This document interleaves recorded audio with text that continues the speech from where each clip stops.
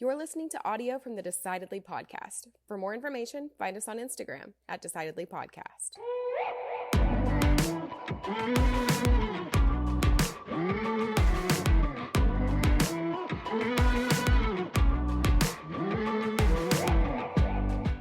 So I have a question for you on decision making. I was in your car the other day, and you've got this massive torn seat, and you're driving a nice BMW, and you've not replaced this seat. The seat looks horrible. How do you not just fix that? Well, for many reasons. Let's hear them. First of all, I appreciate your attempt to shame me for my For your worn out torn seat, leather looking seat.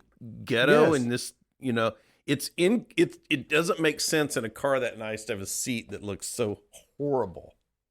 I disrespect the status symbol of a BMW. Was that your plan? You're just thumbing your nose That at was my society? plan. I want to intentionally, I want it to bother other people. In fact, I get much more satisfaction out of the fact that it bothers you than I get dissatisfaction out of having a Am I to torn believe seat. this is a conscious decision not to fix this worn out seat in your car? This is to spite people who care far too much about material items such as cars. You realize that, And you recognize that that is the position I must take. I think you're lying to yourself, because you're going to have to get that fixed along with the hail damage on that car before you try and sell that. Unless you're just going to drive it into You're the making ground. it sound like I'm just driving a beater around town. I bought a used car. Always buy used cars. I've never bought a new car. It's a nice car. I liked it. It was a lot nicer when I bought it.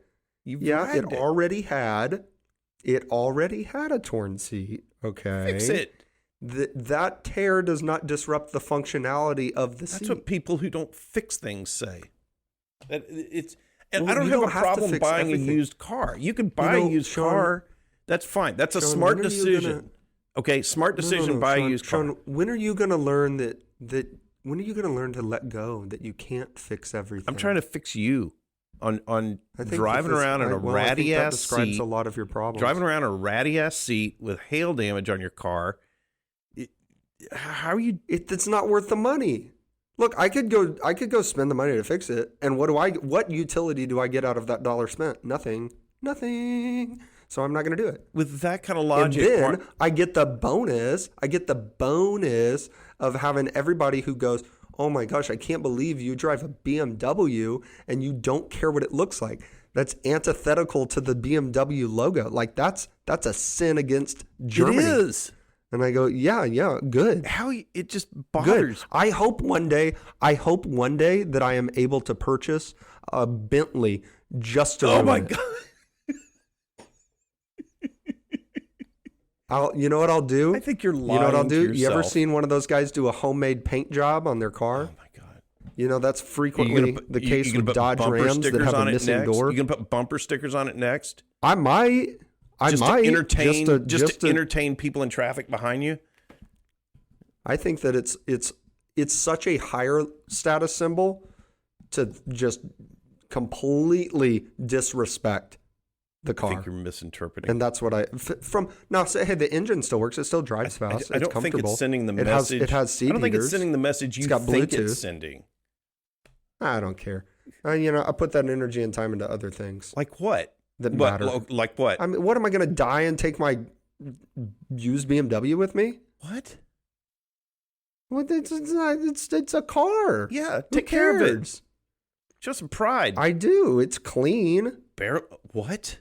It's clean. It's a clean car. Oh, I get it washed. I get it vacuumed. No. But I'm not gonna. 4 out of you 5 don't dentists say that is not a clean car.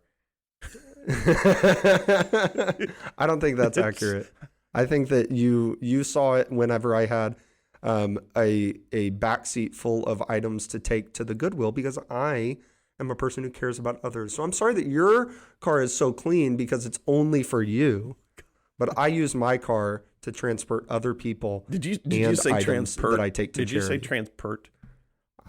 You got the message.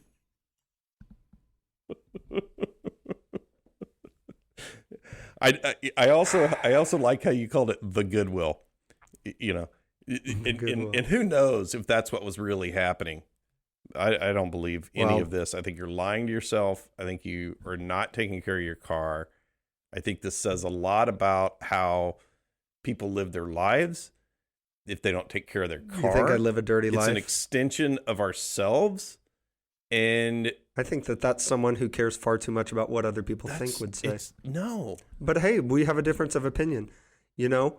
And in the spirit of seeking truth on this matter, today we are talking to the co-founders of the Truth Sisters Academy, Lena Sisco and Elly Johnson.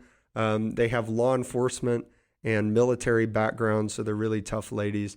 They use that experience and an effort and a desire to seek truth, to become body language experts, specifically to give women the confidence, the knowledge, and the information that they need so that they can make better decisions.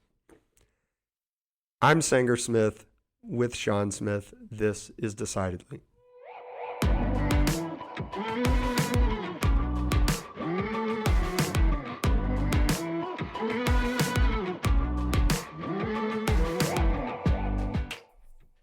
It's 7 a.m. I just woke up. Hi, Sanger.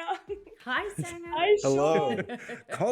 calling from Australia. That is the big commitment. It's 7 o'clock in the morning. Is that right? It's 7 o'clock. I just got up, so it's. Thank you for. I slapped on a little bit of makeup, but it looks great. It looks great. What town are you in Australia? 7 a.m. Yeah. I mean, where are you located? Oh, sorry, Sydney. You're in Sydney. Okay. Yeah. My daughter and I were in Cairns a few years ago, and yeah, it's just beautiful. It wasn't what I expected. You know, all of the pictures that we see of Australia, yeah. You know, hit some of the highlights, and they almost never focus on that really tropical area. So you don't have this image of Australia having anything like that. It was just beautiful. Very tropical up in Cairns. Did you do the Great Barrier Reef?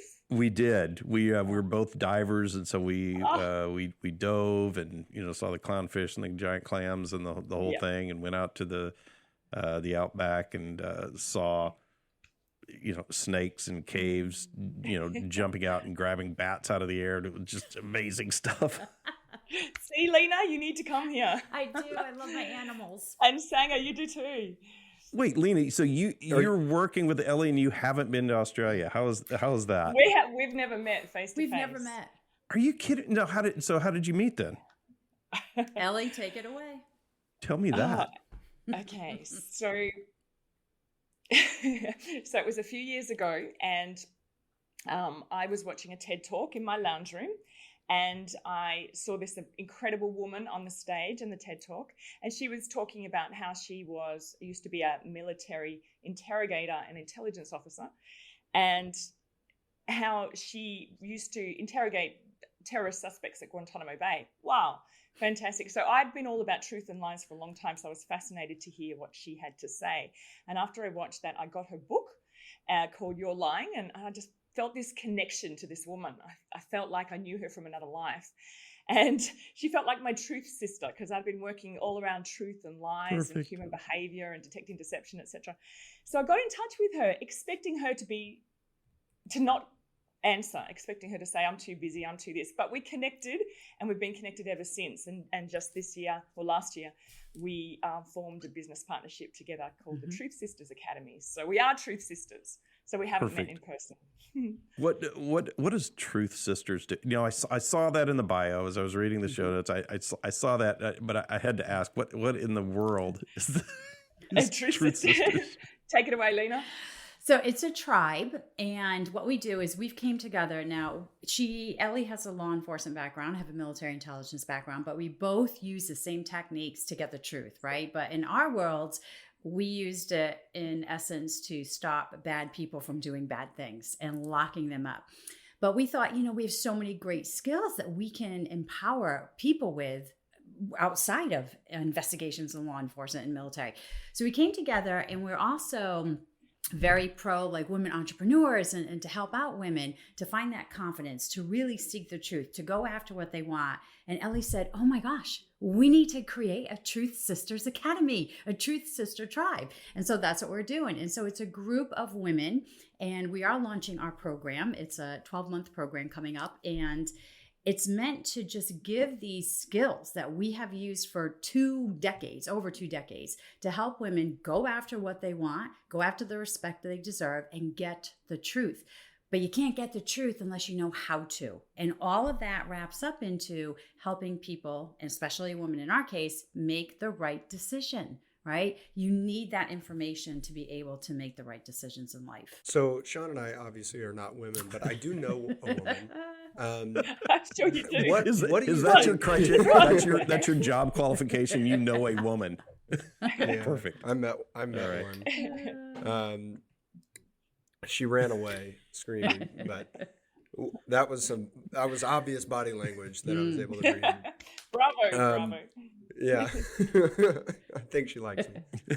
Whenever you decided that you wanted to focus on education, coaching for women, what was it that you knew was obviously missing in messaging for women? Oh my gosh. Well, Elly, I think Elly can take this one because she has a story which really kind of carved the path for this. And so I'm going to kick it over to her.